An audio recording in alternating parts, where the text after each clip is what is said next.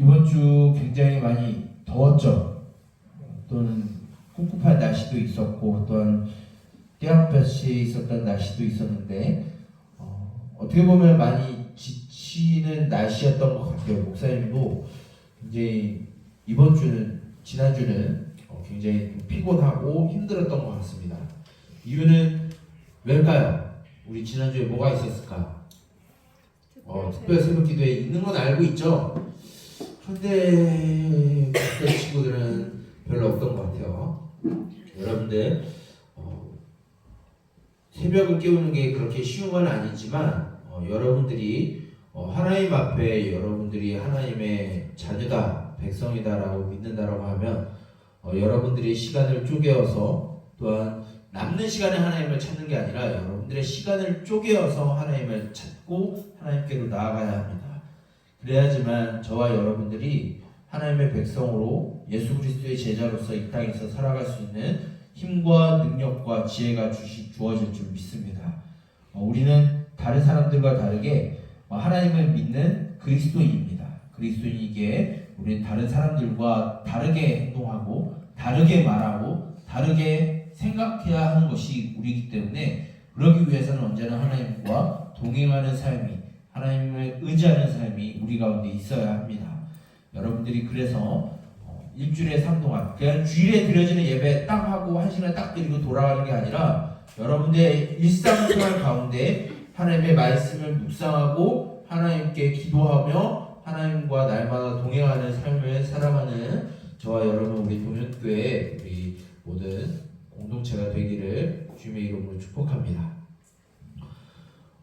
우리 여러분들 지리 혹시 공부하고 있나요? 기후 같은 거?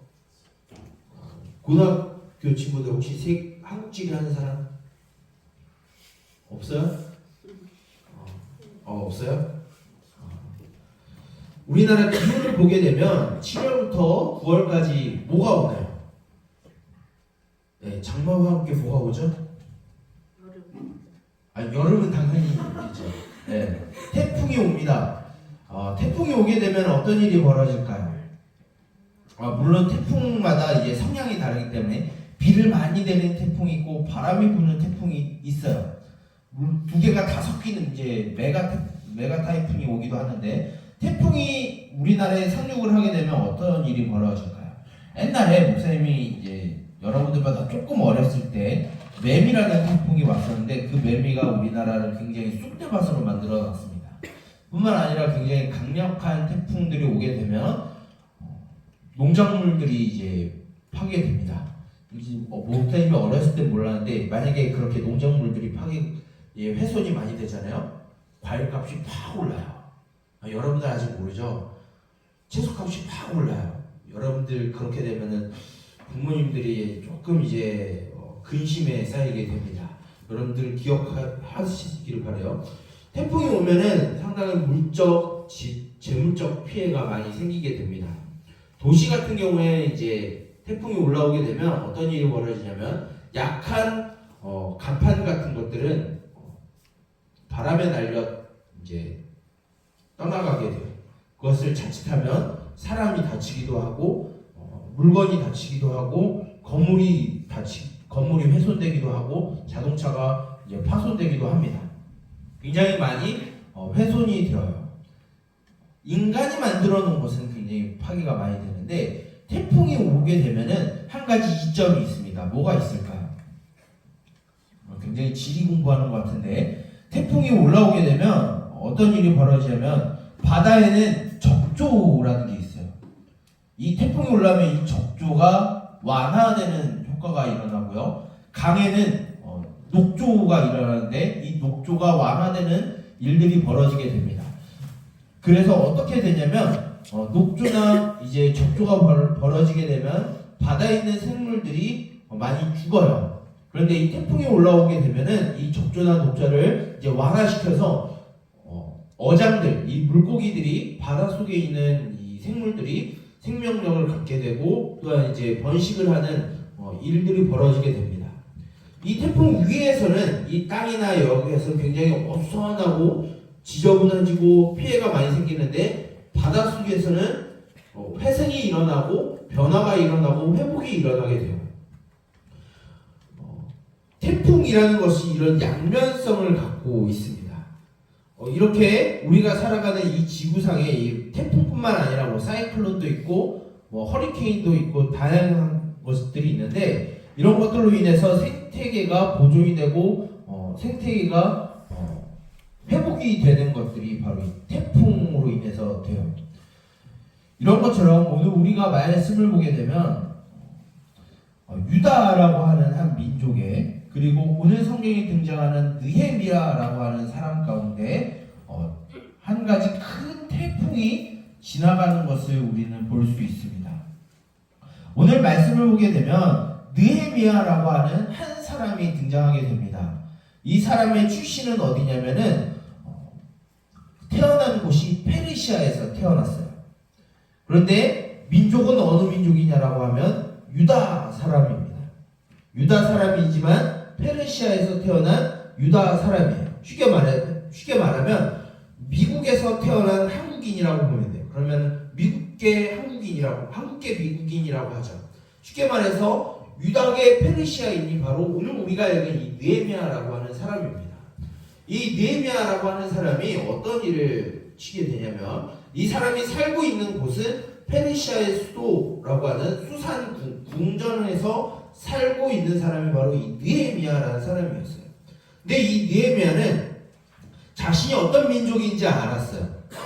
유다 사람이라는 거 알았고 자신의 고향은 유다와 예루살렘이라는 것을 잘 알고 있었던 사람이 바로 이 느헤미야라고 하는 사람입니다.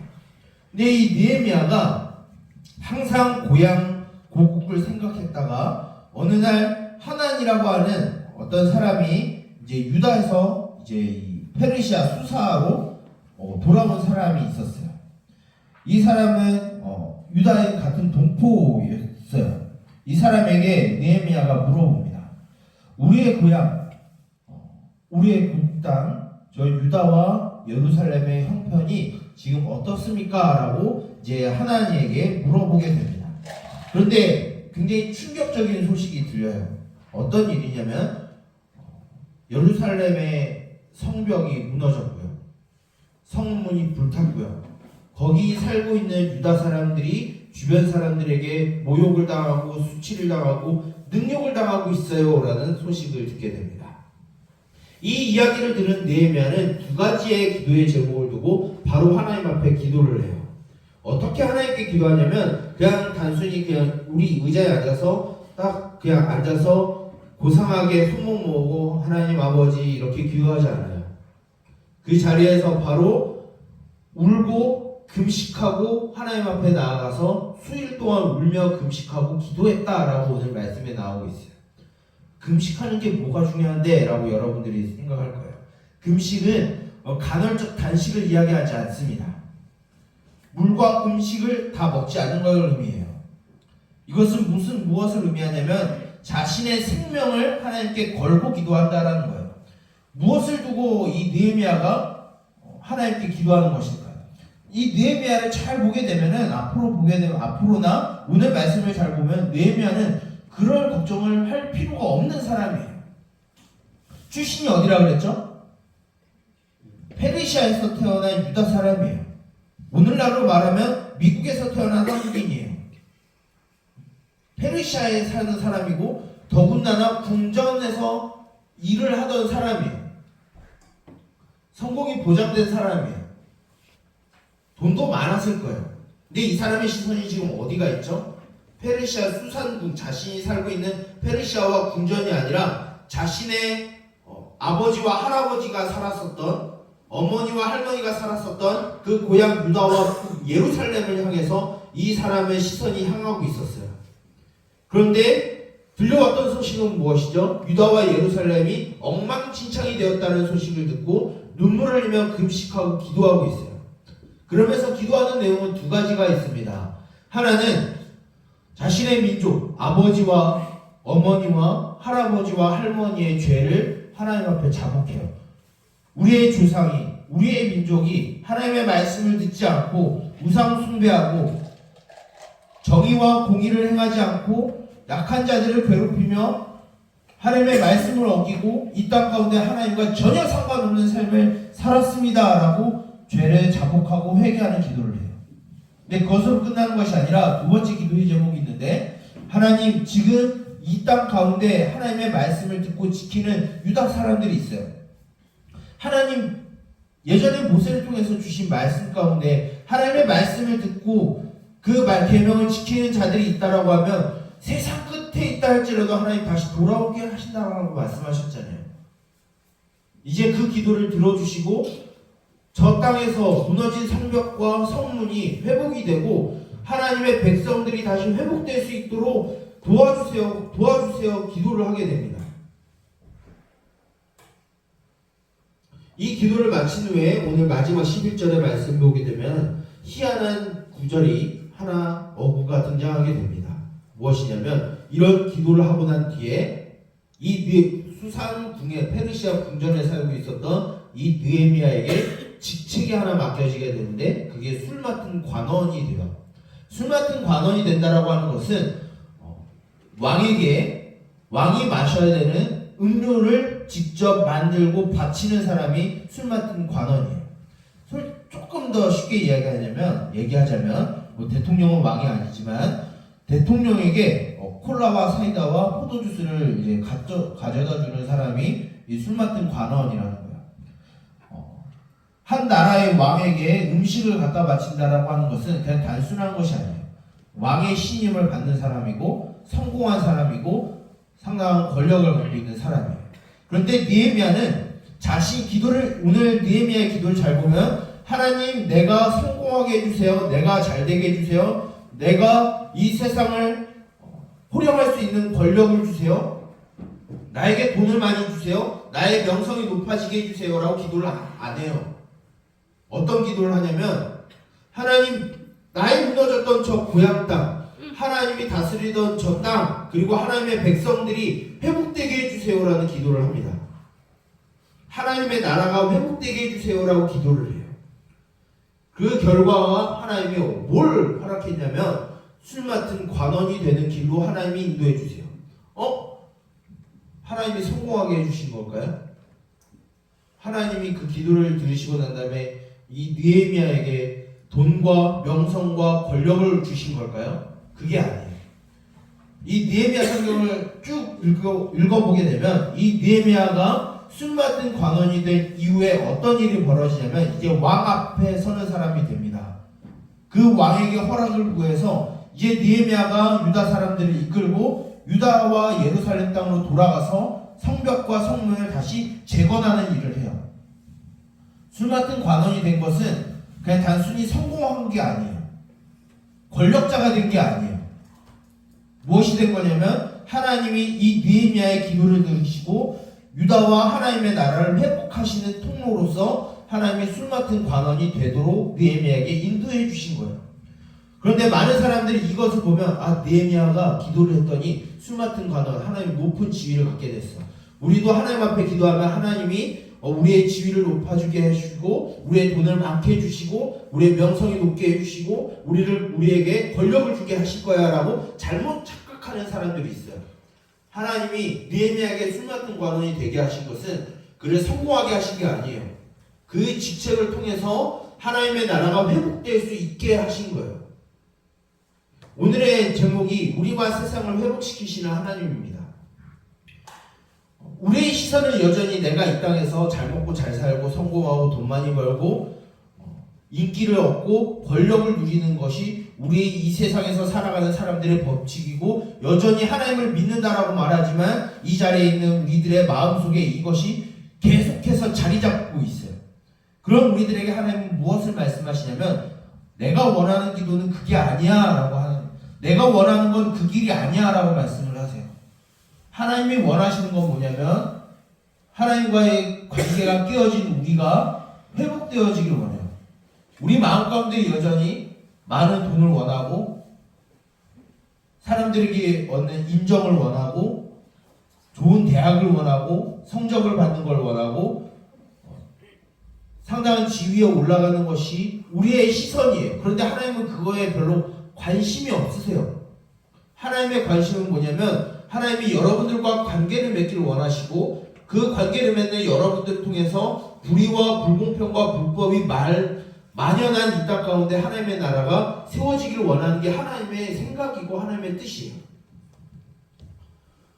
여러분들 이제 중간고사로 여러분들의 신경은 성적이 될 거예요. 등급이 여러분들에게 관심이 많이 쓰일 겁니다. 목사님도 인간의 생각이 있어요. 목사님도 이제 나이 있고 있다 보니까 결혼을 생각을 하고 또 목사님이 이렇게 살다 보면은 지출해야 되는 거 많으니까 또 돈에 대한 생각도 있어요. 그런데 그것이 하나님이 원하시는 게 아니에요. 세상에 있는 부모님들과 어른들과 세상 사람들이 여러분들에게 공부 열심히 해라. 그래서 좋은 성적 갖고 좋은 대학 가서 돈 많이 벌고 이 세상에 행복하게 살아라라고 여러분들에게 가르칠 거예요. 근데 교회에서 성경에선 하나님은 그렇게 가르치지 않아요. 여러분들 성적 그렇게 높지 않아도 돼요. 그러니까 목사님이 성적 높지 않아도 된대. 나 이제 놀아야지. 여러분 명확하게 구분해야 될 게 있는데 여러분들 높은 성적을 받지 않아도 되는 것과 여러분들이 부지런하게 살아야 되는 것은 차원이 다른 문제예요. 목사님이 이 시간 이야기하고자 하는 것은 여러분들 마음껏 놀아라가 아니에요. 여러분들의 우선순위는 이 세상에서 잘 먹고 잘 살고 성공하는 게 여러분들의 우선순위가 아니라 그게 우리들의 기도의 우선순위가 아니라 우리의 기도의 우선순위는 내가 하나님과의 관계가 회복되고 나를 통해서 하나님의 나라가 이 땅 가운데 불법과 불의와 불공평이 가득한 이 세상에 하나님의 사랑이 나를 통해서 그리고 우리를 통해서 이루어지기를 원하는 게 우리에게 원하시는 하나님의 기도라는 거예요. 마태복음에 보게 되면은 예수님이 제자들에게 이런 말씀을 하세요. 우리가 이 세상에서 필요한 것들을 하나님이 다 아시는데 그것이 우리의 기도의 우선순위가 아니라 너희는 먼저 그의 나라와 그의 의를 구하라. 그리하면 이 모든 것을 너희에게 더하신다라고 말씀하세요. 우리에게 필요한 거 하나님이 아세요. 우리가 인간인데 이 땅에서 살아가면서 우리에게 필요한 것을 하나님이 모르실까? 다 아세요. 그것을 우리에게 구하라고도 말씀을 하세요. 그런데 그것이 우리 삶의 우선순위가 아니라 우리가 먼저 기억해야 될 것은 하나님의 시선은 우리가 성공하는 것에 하나님 별로 관심 없다는 거예요. 우리가 좋은 직장을 갖고 좋은 대학을 가고 높은 성적을 받고 많은 돈을 갖는 거에 하나님 별로 신경 안 써요. 하나님의 신경은 뭐냐면 여러분들이 하나님과의 관계가 어떤지를 하나님이 먼저 보시고요. 여러분들을 통해서 이 땅 가운데 하나님의 나라가 세워지는 것을 하나님이 원하세요. 왜냐하면 하나님은 우리를 회복하시는 것이 하나님의 이 땅 가운데 바라보신 첫 번째 시선이고요. 우리를 통해서 이 땅이 변화되는 것이 두 번째 하나님의 관심순이에요. 근데 우리는 여전히 이 땅에서 잘 먹고 잘 사는 거, 많은 돈을 갖고 권력을 누리는 게 우리의 우선순위죠. 하나님은 그게 우선순위가 아니라고 우리에게 가르쳐주세요. 우리에게 우선순위는 내가 하나님과의 올바른 관계가 이루어지기를 하나님이 원하세요. 그리고 우리가 어떤 일을 하든지 어떤 상황에 있든지 어느 여건에 있든지 그곳에서 하나님의 나라를 보여주는 삶을 살아가는 것을 하나님이 더 원하세요. 여러분들 좋은 대학에 안 가도 높은 성적을 받지 않아도 하나님이 여러분들에게 원하시는 것은 여러분들이 다니는 학교에서 하나님의 법을 따르는 걸 하나님이 더 원하세요. 여러분들이 어떤 직장을 갖고 어떤 일을 하고 어떤 전공을 하든 하나님은 솔직히 말해서 큰 관심이 없어요. 우선순위는 목사님이 방금 말했듯이 그것을 통해서 여러분들이 무엇을 하는가에 더 포커스가 맞춰져 있습니다. 목사님이 이 말씀을 준비하면서 원래 기획했었던 여름 수련회에 대한 주제가 있었는데 그것을 송두리째 바꿔버리셨어요. 여러분들 여름 수련회 지금 여름이 얼마나 지금 많이 덥잖아요. 이제 얼마 안 남았다라는 거예요. 여러분들 여름 수련회 때는 좀 목사님이 계획한 것과 다르게 다른 주제로 여름 수련회를 진행할 겁니다. 여러분들 기대하고 수련회를 지금부터 준비했으면 좋겠어요. 하나님은 우리를 통해서 먼저 하시고자 하시는 것은 우리와 하나님과의 관계를 회복시키시는 게 하나님의 첫 번째 목적이에요. 두 번째는 우리를 통해서 이 세상을 회복시키시는 것이 하나님의 두 번째 목적입니다. 그것이 하나님의 계획이고 뜻이에요. 우리는 하나님을 사랑한다라고 말합니다. 우리는 하나님을 믿는다라고 말해요. 그렇다면 우리의 시선과 우리의 관심이 이제는 이 땅에서 잘 먹고 잘 사는 것에, 성공하는 것에, 이 땅에서의 잠깐 오락을 즐기는 것에 우리의 시선이 빼앗기고 즐거워하는 것이 아니라 하나님의 뜻을 구하는 것이, 그리고 그 하나님과 동행하는 삶이 우리들에게 우선순위가 되어야 돼요. 이것을 기억하여서 이제 여러분들 중간고사를 준비할 때 좋은 성적을 받기 위해서 공부하는 게 아니라 하나님의 나라를 이루기 위해서 여러분들이 공부했으면 좋겠어요. 여러분들에게 주어진 전공들, 재능들이 여러분들을 먹고 살리기 위한 그런 것으로 생계의 수단으로만 여겨지는 것이 아니라 여러분들이 가진 그 재능과 전공을 통해서 어떻게 하나님을 보여줄지를 더 고민하는 여러분들이 되었으면 좋겠어요. 그 하나님의 우선순위를 여러분들이 함께 공유하고 쉐어하고 그 하나님과 동행해서 여러분들이 있는 학교와 여러분들이 다니는 학원과 여러분들 친구들 사이에서 여러분들의 생각과 뜻이 우선이 되는 게 아니라, 여러분들의 욕심이 우선이 되는 게 아니라 하나님의 말씀과 사랑이 우선이 되는 저와 여러분들, 우리 동현교회 3D 중고등부 공동체가 되기를 원합니다. 그것을 먼저 보여주는 공동체가 되기를 원해요. 그래서 우리 안에 먼저 하나님과의 관계가 회복되고 우리 서로가 하나님 안에서 서로 하나 되는 그런 공동체를 이루는 저와 여러분, 우리 동현교회 3D 중고등부 모두 공동체가 되기를 주님의 이름으로 축복합니다. 목사님이 기도하도록 하겠습니다.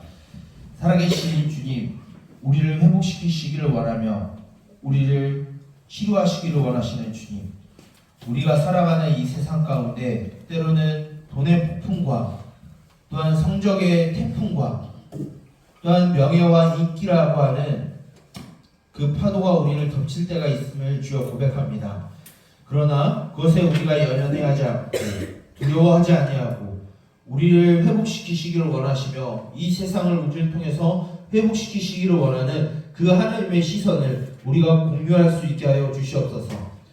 자신의 출생이 페르시아에 있었음에도 불구하고 자신의 고향 땅의 회복을 위하여 하나님 앞에 무릎 꿇으며 자신의 생명을 내어던지며 기도했었던 느헤미야와 같이 하나님 아버지, 이 땅에 하나님의 나라가 이루어지기를 기도하며 우리가 회복되어지기를 원하는 그런 기도가 우리 가운데 있게 하여 주시고, 그 기도 가운데 그 기도를 응답하신 하나님께서 베풀어 주시는 그 인도하심과 그 계획하심을 우리가 경험하며 또한 체험하며 살아가게 하여 주시옵소서. 이제 다시 우리의 일상생활이 시작이 됩니다. 하나님 아버지, 학교에서, 학원에서, 친구들 사이에서, 그리고 가정 속에서 하나님의 나라를 이루고 우리의 말과 우리의 행동과 우리의 생각이 세상 사람들과 다른 것을 갖게 하여 주시옵소서.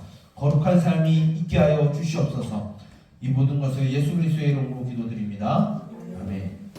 우리 다 함께 일어나서 파송의 찬양 후에 목사님이 축도하고 모든 예배를 마치도록 하겠습니다.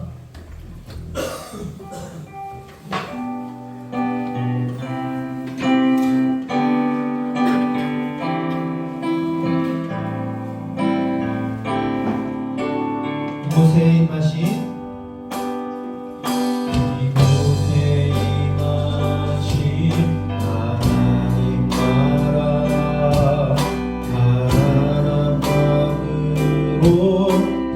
바라보리라.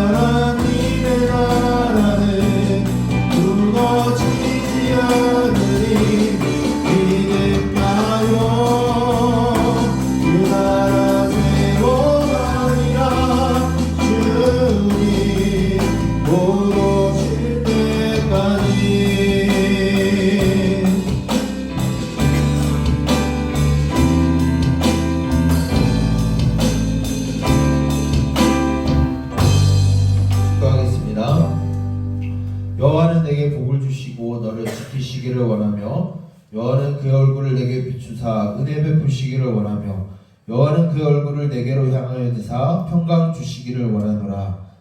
이제는 우리 주 예수 그리스도의 은혜와 하나님 아버지의 무한하신 사랑하심과 성령님의 감동하심과 인도하심과 보호하심과 동행하심과 말씀으로 지도하심의 은총이 이 땅 가운데 살아가며 우리를 회복시키시고 또한 우리를 통해서 이 세상을 회복시키기를 원하시는 그 하나님의 뜻을 따라 살아가기를 원하며 또한 그것을 위하여 기도하는 삶을 살아가기를 원하는 우리 동현교회 3D 중고등부 모든 공동체의 머리머리 위에 이제로부터 영원토록 함께 있을지어다. 아멘.